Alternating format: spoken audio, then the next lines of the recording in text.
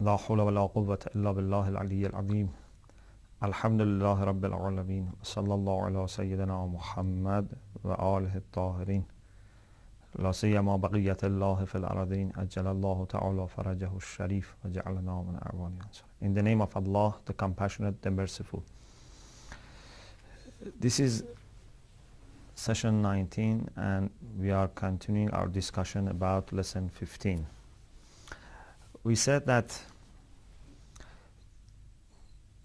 there are some concepts which may not look the same as one of the three major types of acquired concepts, or the concepts that we know by ilm husuli. That is primary intelligibles, secondary philosophical intelligibles, and secondary logical intelligibles. This form of concept, which may not look as one of them, in the end will be known that it's indeed one of the three major types of concepts, and it's nothing new, nothing other than them, but it needs some discussion. This is what we call it in Arabic al-mafahim al-i'tibariyah. And we said that al-i'tibar has different meanings, different usage, and we should be careful not to get confused. In the book, al-i'tibari is translated as respectable. But as I said, I prefer if we use the term i'tibari itself, because it's a very important term, and if we say respectable, it may not fit in with some of the usage. What is important for us here is al-i'tibar in the sense which is the same as value concepts. So here by al-i'tibari we mean a concept which is based on some consideration of value, or you could say we mean value concepts, including both moral concepts and legal concepts. This is the meaning of i'tibar that we are going to discuss here. So i'tibar in other senses, it's not relevant to us here. Inshallah, later we will have some discussions about al-i'tibar which is related to other senses of the term. For example, when we talk about asalatul wujud, about fundamentality or primordiality of existence, then that is something in contrast to al-i'tibari in another sense. But let's just focus on what is needed here for us in this discussion. So the whole issue is this: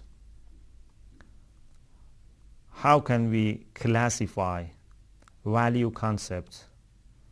How can we classify ethical and legal concepts called al-i'tibari under one of those three major types of acquired concepts? The reason that has caused this question to be important is that when we use some concepts such as, for example, justice, or such as good and bad, right and wrong, and so on and so forth, we are not able to show to which these concepts refer. If I use, for example, an ordinary primary concept like book, tree, flower, I can say that these things outside are book, tree, and flower.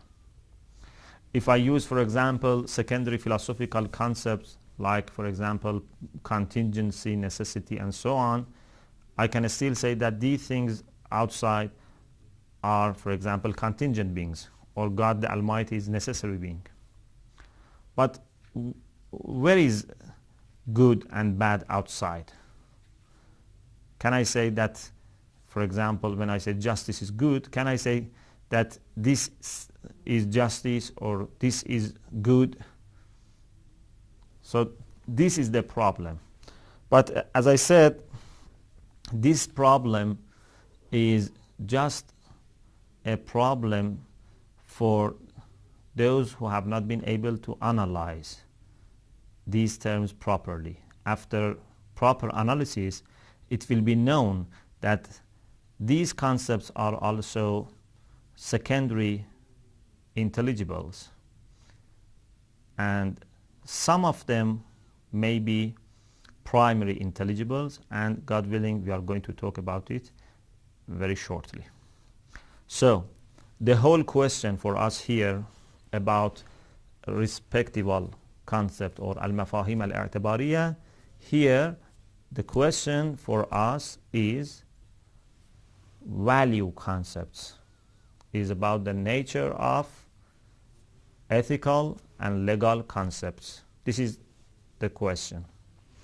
Then the answer which is offered by the author is that these concepts can be discussed, can be studied in different ways, but what is important for us here is to see how these concepts are related to reality, how they can be called objective, how can they be distinguished from fictions, from illusions. We can discuss them in two different phases.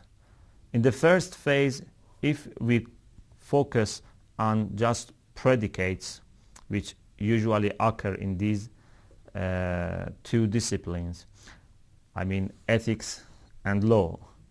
Usually when you have a sentence, a proposition in these two disciplines, the predicate is something like, for example, ought or ought not, something like good and bad, something like right and wrong, something like obligation, these things. So if we focus on these things at the beginning, and then we go to discuss in the second phase about the subjects, such as, for example, justice, honesty, and so on and so forth. Regarding the predicates, like, for example, ought and ought not, the author says that some people may think that ought and ought not are not really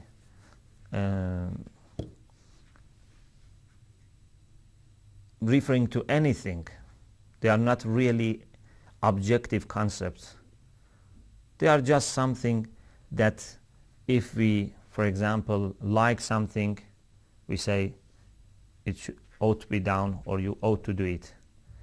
It's a matter of just expressing our feelings.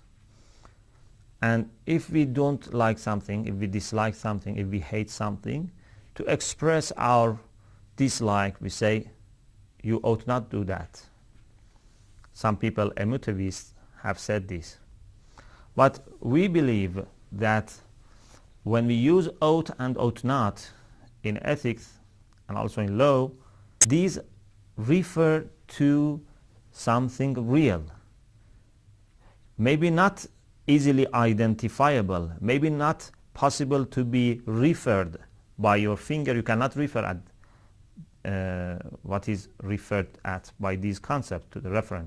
But there is something in reality. But we should know that reality has different realms. Reality has different domains. And those things which are sensual, which can be referred at by our fingers, are only a small part of the reality. So when we say that something is necessary or something ought to be done, we should focus on the concept of ought. Let's first see what does ought mean in other cases. For example, when we say that to have fire you ought to have, for example, oxygen. What does this ought mean? Is it something real, or it's something just we like to say, something that is an illusion, a fiction? I think no one can say that this is not a reality. No, definitely this is a reality. In sciences, there are many things, many facts expressed by the usage of ought or ought not, or for example saying necessary. For example, a chemist tells the, for example, patient that this medicine ought to be taken in the morning, in the noon, in the evening. What does this ought mean? It means that it has nothing to do with the reality, or it means that according to the science of pharmacology, this is a necessary fact, that if you want to recover, if you want to get rid of your illness, you must take this medicine in these times. So this necessity is indeed an expression of a necessary relation that exists between something as a cause and something as an effect.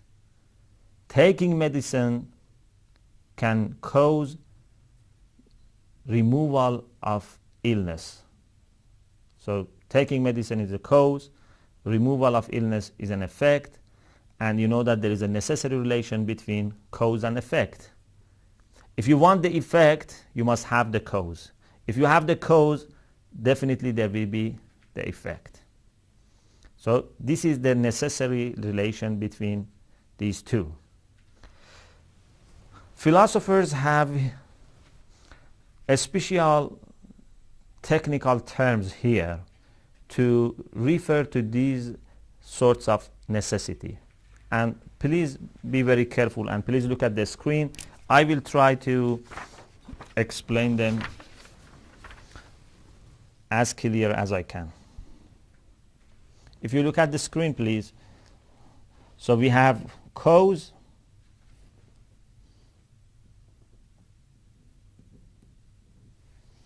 and we have effect. Like, for example, having medicine and health,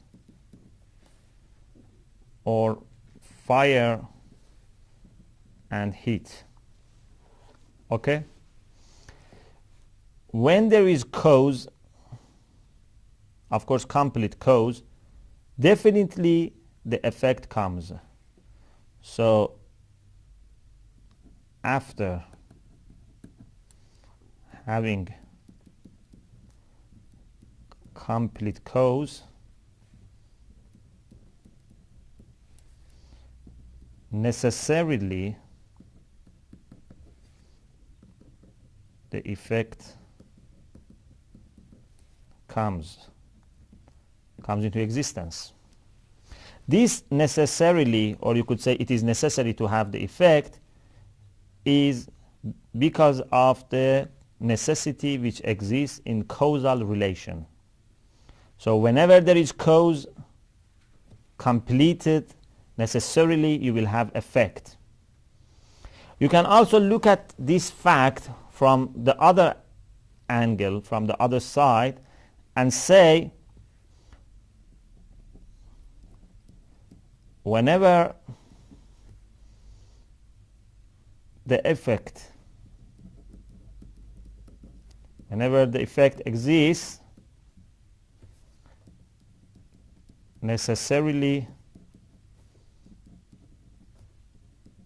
the cause must have existed. This is also a sort of necessity. So if you have cause, the effect comes. If you want effect, you must bring the cause. So I repeat. If you have the cause, you must have effect. And if you have effect, you must have cause. Okay? Now, these two necessities that we have here are, as you understand, different. We have the necessity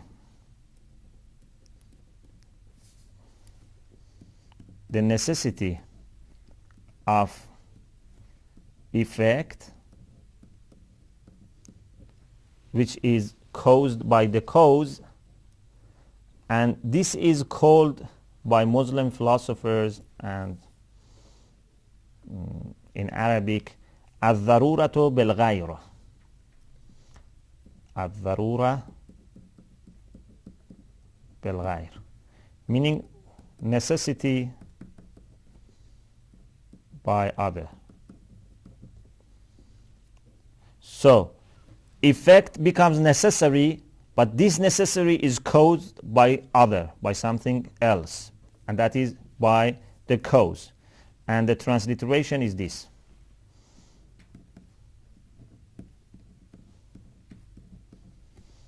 الضرورة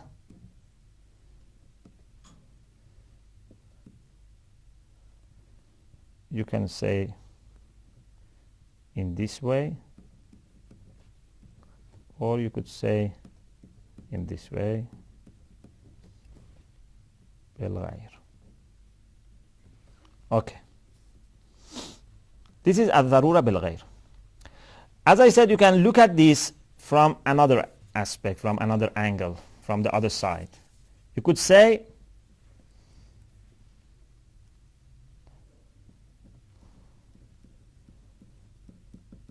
we have necessity of cause. How? Like saying that if there is heat, necessarily there must be its cause. If you want health, necessarily you must have medicine. This necessity is not caused by effect, because effect cannot have any influence upon the cause. This necessity is understandable from the effect. So if you have some effect, you say that we have this necessity. So this is called الضرورة بالقياس, which is الضرورة بالقياس إلى الغير, if you want it in complete form. الضرورة بالقياس means necessity by relation. I prefer to translate it in this way, unlike what is translated in the book. I think this is more accurate and more understandable. Necessity by relation. So in also Arabic we call it as darura bil qiyas, and the transliteration is like this: ad-darura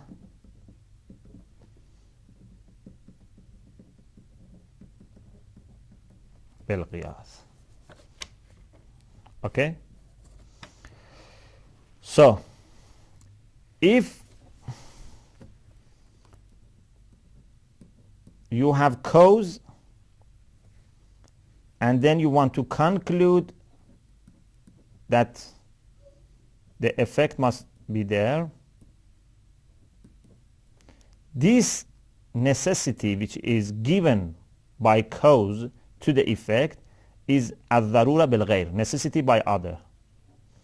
But if there is effect and you want to conclude that there must be cause, so this necessity which is given to cause is called ad-darura bil qiyas. This is something related to our understanding. Ad-darura bil qiyas, necessity by relation. Okay? So now let's go back to the concept of oath. If I say you ought to have fire to have heat. This ought to have fire is a sort of necessity which is understandable from the effect. So I imagine in my mind heat, and then I say, if you want heat, you must bring the cause, you must bring the fire. So this is called al-darura bil-qiyas. Now let's go to the ethical concepts, or you could say ethical situations, ethical context in which we use the term ought and ought not. For example, if I say you ought to tell truth, you ought to be honest, you ought to keep your promises, what does this ought refer to?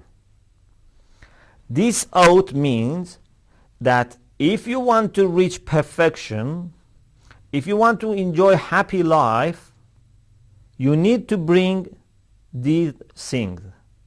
Because being honest, keeping your promises, and being just and so on, all are causes that can bring about happiness. So if you want that effect, you must bring the causes. In this way, you can easily understand that when we use ought or ought not in morality, it's not arbitrary, it's not baseless, it's not a matter of taste or choice, it's not just an expression of our feeling. No, it is to uncover a necessary relation, a real relation between two things. So if instead of saying telling truth is good or you ought to tell truth, I say you ought to tell lies always, or I say you ought not to keep your promises, you can evaluate this. You can say, no, this is wrong, you have made a mistake, because if I tell lies, this and this will happen. No one will trust each other. Social stability will be disturbed. We will not reach happiness. We will not have confidence in our heart. We will not have peace in our heart. We will not have peace in the society. So you can reject the sentence that you ought to, for example, tell lies, or you ought not to keep your promises. So this shows that we have reality, a sort of reality, a realm of reality, a domain of reality, which is related to ethical questions as well as legal questions. So it's not a matter of just expressing yourself, expressing your feelings or attitudes.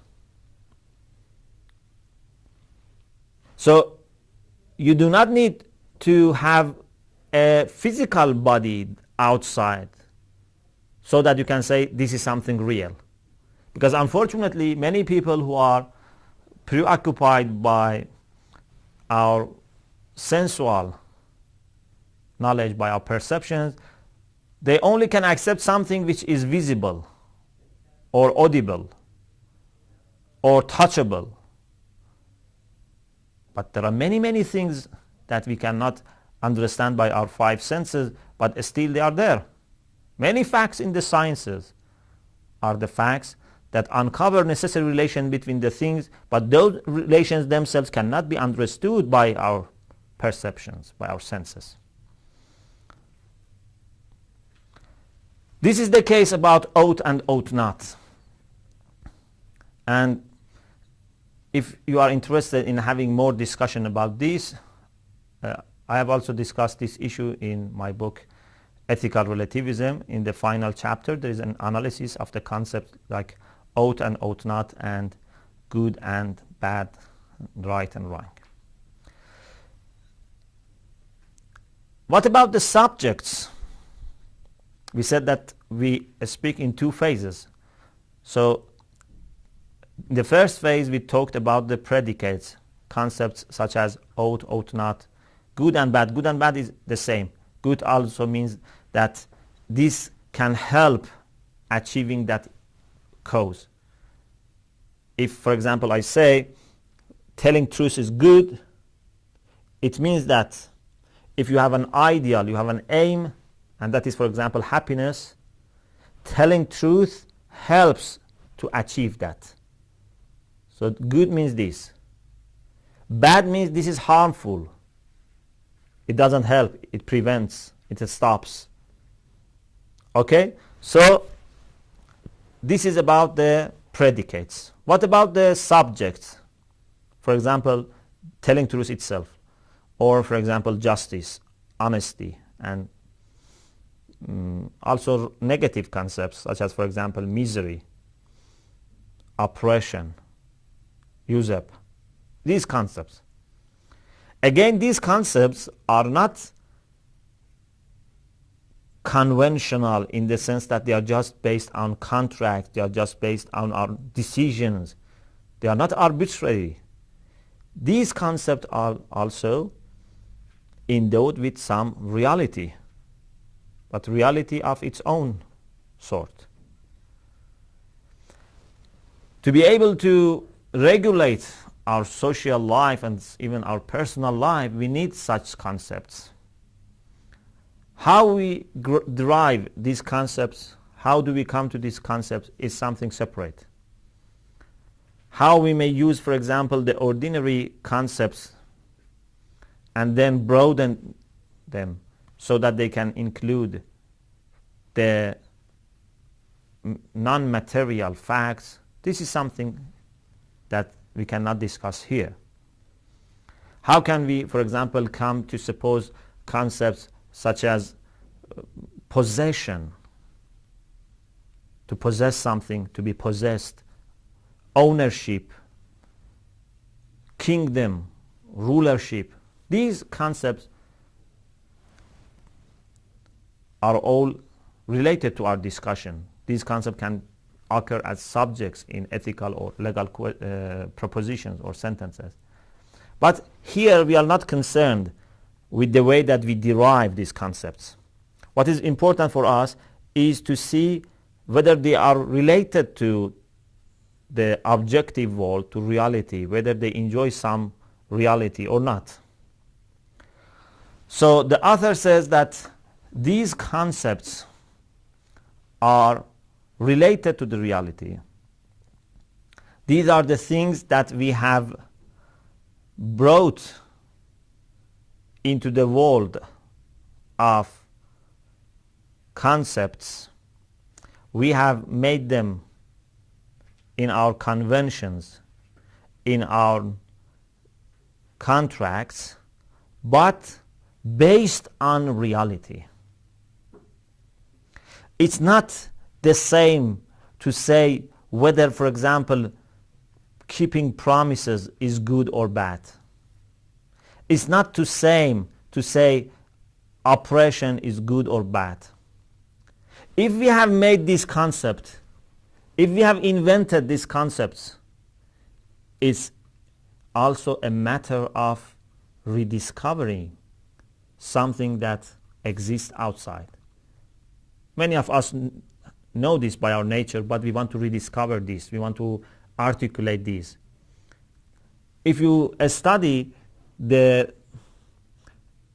Socrates dialogues, for example, about justice, you see how he wants to bring out the understanding that the opposite party has about, for example, concepts such as justice.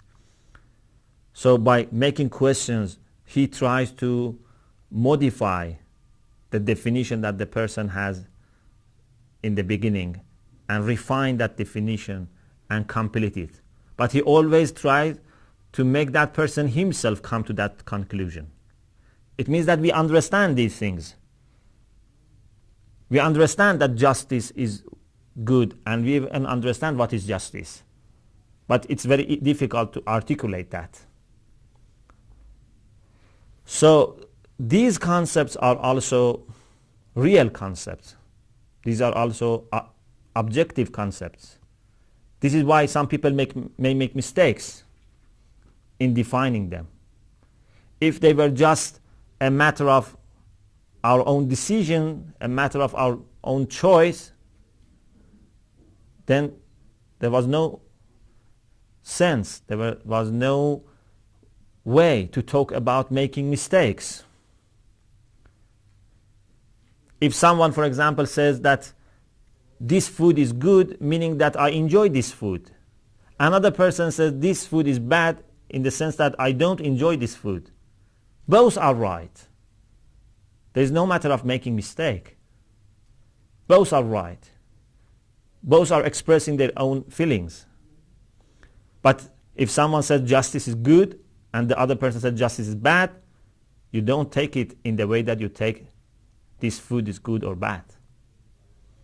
So these are also real things. Then the question remains that these ethical and legal concepts are primary intelligibles or secondary intelligibles. The author says that the predicates ought, ought not, good, bad, right, wrong, obligation, these are secondary philosophical intelligibles. These are things that can be applied to the things in reality outside, but these are not related to a mahiyya, to their nature, to their quiddity, to their whatness. And regarding the subject like justice and so on and so forth, he says that these are sometimes secondary philosophical concepts and sometimes maybe primary, depending on the cases. But in any case, they are not logical concepts, logical intelligibles, because they can be applied to the things outside. We can say this social system is just. If it were a logical concept, we couldn't apply it to the things outside. So I think now we have a clear idea, or relatively clear idea, about the nature of ethical and legal concepts. And again, if you are interested to know more, you can wait till we discuss about this later in this book, or you can refer to the other books which are available, like the book Ethical Relativism, the last chapter. Lesson 16 is about empiricism, and this is very important and it helps us for our next lessons on epistemology. The author says that one of the main groups of philosophers in the West who have denied universal concepts are positivists. Positivists believe that the concepts that we use are the terms, the words that we use. So we have a language, a mental language, and that mental language which we use does not necessarily imply that there must be a meaning for that. If the terms that we use is related to the things which can be understood by our senses, by perception, then those terms have meaning. If we use something universal, if we use something abstract, spiritual, something related to metaphysics, something related to theology, anything that we cannot perceive by our five senses, then these terms have no meaning. Especially this is very true regarding logical positivism. They say metaphysics and theology are nonsense. They have no meaning. They are meaningless. The propositions that you have in these two disciplines are meaningless. They don't say they are false. No, they say they are meaningless. And it's worse than being false. Because if something is meaningless, then there is no point in judging and evaluating that. So this is the idea of positivists. And they only accept some form of primary intelligibles, those which can be easily understood, those which can be understood by our senses. Otherwise, they don't believe in secondary philosophical intelligibles, they don't believe in secondary logical intelligibles, neither they believe in some of the primary intelligibles which cannot be understood by our senses. And they reduce or they limit our senses only to 5 senses, because you know we have an inner sense. We have a sense inside us by which we understand many things. We understand, for example, our happiness, our sadness, and many things. Those things which can be known by a form of knowledge by presence. They don't believe in thisness, at least some of them, or many of them. They don't believe in inner experiences, inner senses. So the realm of truth, the universe of truth for them is very, very limited and very, very narrow. For example, when they come to sociology,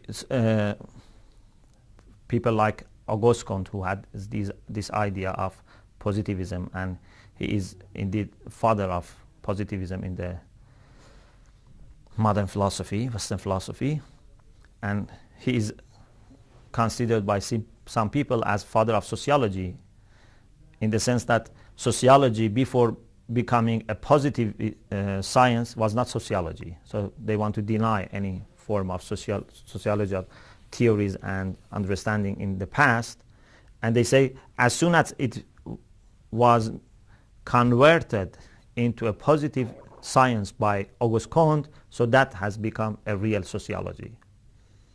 Or for example about psychology, they say when we reached this methodology of positivism in psychology, is the beginning of real psychology.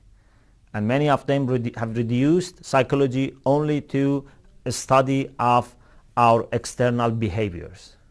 So many, many important things, many, many profound ideas in psychology which cannot be understood by our senses, they have excluded from psychology. Of course, this behavioral attitude towards psychology, which was very popular in 60s, is now in decline, and there are many, many aspects of human soul which is now studied by psychology and was not interesting to those people who were positivists. Now let's see what are the problems with positivism. There are 6 objections to positivism mentioned by the author. First of all, positivists do not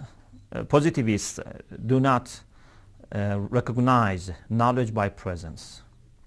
And this is very dangerous, because knowledge by presence is the cornerstone of our knowledge building, our knowledge structure. And if you deny knowledge by presence, then you cannot have any way to guarantee the truth of your ideas. This is something that we discussed before, and inshallah we will discuss again in future. The second objection is that they have based everything on senses. And as you know, the most, I could say, the weakest form of knowledge is the knowledge which we gain by our senses. And you remember that some people, when faced were faced with the fact that we make mistakes. For example, you remember I had the example of putting your hands in two containers of water, one cold and the other hot, and then putting them together in a moderate water, how you make mistake. So there were some people who were faced with these mistakes in our sensual knowledge, and then they had to find some way to escape, and they couldn't, and then they became skeptical. So perceptual knowledge is very weak, and it's always subject to mistakes, subject to limitations.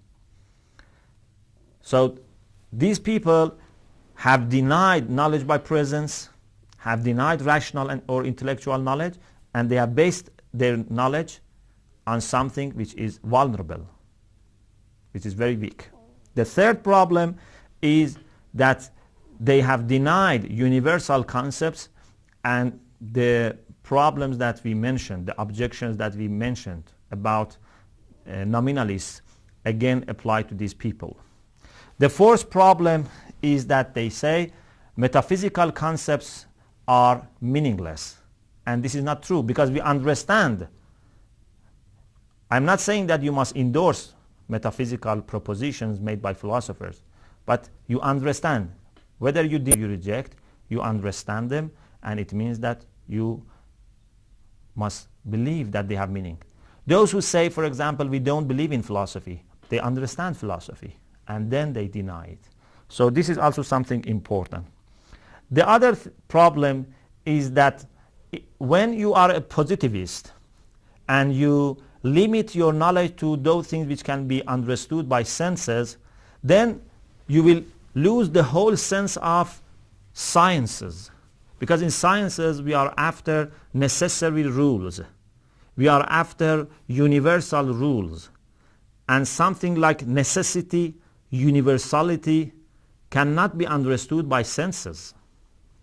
And the final objection is that positivists cannot have a convenient relation with mathematics.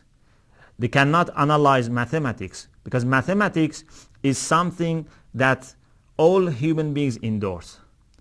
It's one of the most certain and accurate knowledge of mankind. But it's not something that we understand by our senses.